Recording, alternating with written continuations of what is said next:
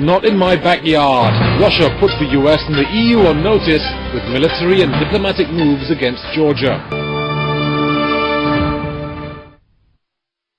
Welcome back to World Insight. Now, the Georgia-Russia conflict broke out a month ago, and since then all the related developments have been hogging the headlines. Military operations may have lasted only 5 days, but the underlying reasons began long before and aren't likely to fade away soon. The strategic importance of Georgia and its pro-Western position suggests the matter isn't simply between Georgia and Russia. It's a collision of differences between Russia and the West on former Soviet territory.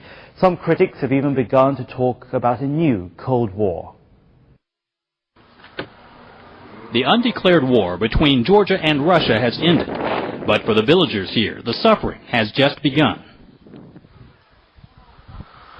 In the village of Kiavi, 11 kilometers from the South Ossetian capital, Kinvali, many younger residents fled the violence, while some of the elderly were left to survive as best they could.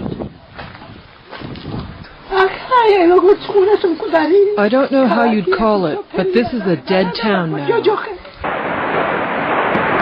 On August the 7th, shortly before midnight, Georgian forces launched a sudden attack on its breakaway region of South Ossetia. The next day, Russia sent in troops to counter Georgia's operations, while its warplanes bombed Georgian targets in the region.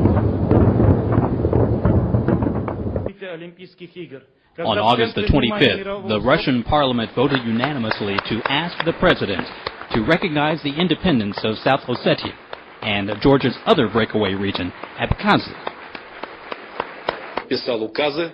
I have signed the decree on the recognition by the Russian Federation of the independence of South Ossetia and the independence of Abkhazia. Russia calls on other nations to follow its example. The U.S. made clear its full support to its ally, Georgia.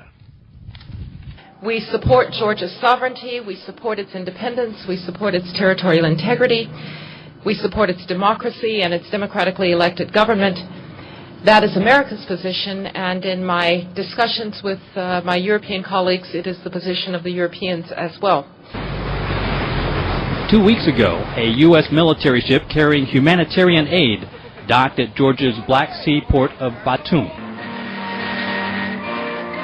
The arrival of the USS MCFAUL put the U.S. Navy in close proximity to Russia's Black Sea fleet.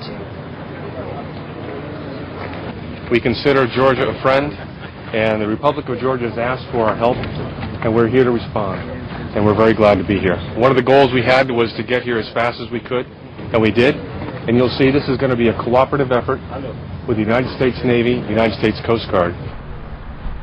The issue prompted the European Union to call an emergency summit this past Monday. EU officials said unless Russian troops pulled back from positions in Georgia, talks on the wide-ranging political and economic agreement would be put on. I want to note that this meeting was not directed against Russia, but that it is clear that Russia's behavior over the last few weeks has given rise to profound concern in Europe and beyond. What does Russia want? Trust and cooperation, or defiance and the rising tension? The EU decision was widely seen as a mild action, failing to meet Georgia's call for a tougher stance. Analysts say the big challenge for the West is how to respond to Russia's actions without hurting its own interests. For those depending on Russia for their energy supplies, sanctions would benefit no one. The outcome of the EU summit was not surprising. The EU dropped talk of sanctions on Russia, which disappointed the Georgian government. Differences remain among the EU member states. European leaders also have to consider the impact of tougher action on their own countries. But the conflict isn't, and never has been, just about Georgia. It is about the reassertion of Russia as a world power. The country has suffered for years over the collapse of the Soviet Union. The U.S.-led NATO has been increasingly occupying Russia's traditional strategic space. The eastward march of NATO has swallowed up former members of the Warsaw Pact. Back in July, the U.S. and the Czech Republic signed an initial agreement to begin basing part of a U.S. missile shield in the former Soviet satellite. 从冷战这10几年来看，不断挤压俄罗斯的战略空间。 After the Cold War, the U.S. has done a lot to exert influence and take control on former Soviet soil. It's the national strategy of the U.S. and the West as a whole. It collided with the national interests of Russia. Despite Russia's objection, the U.S. will continue to do so in the future. But Russia is determined to defend its interests. President Dmitry Medvedev says that Russia is ready for any sanctions by NATO, including the alliance halting relations with Russia altogether. We don't need an illusion of partnership when we are surrounded on all sides with bases and an ever greater number of countries are being pulled into NATO, and we are told not to worry. Obviously we don't like it, especially the actions they have taken recently to try and limit us. We did not provoke them and didn't want them.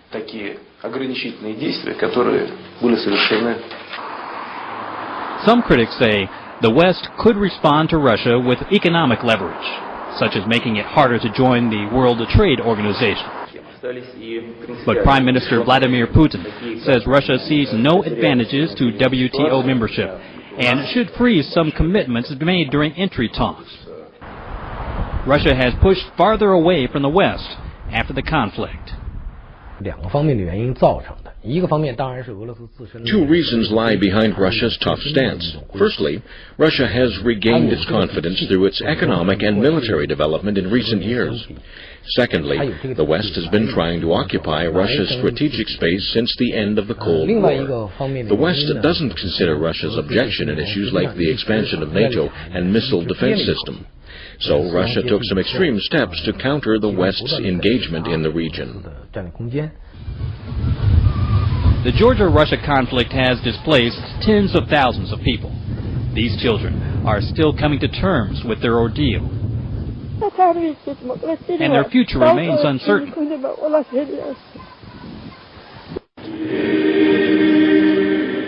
Meanwhile, in the capital of Georgia, hundreds of people marked a religious holiday with prayers for peace.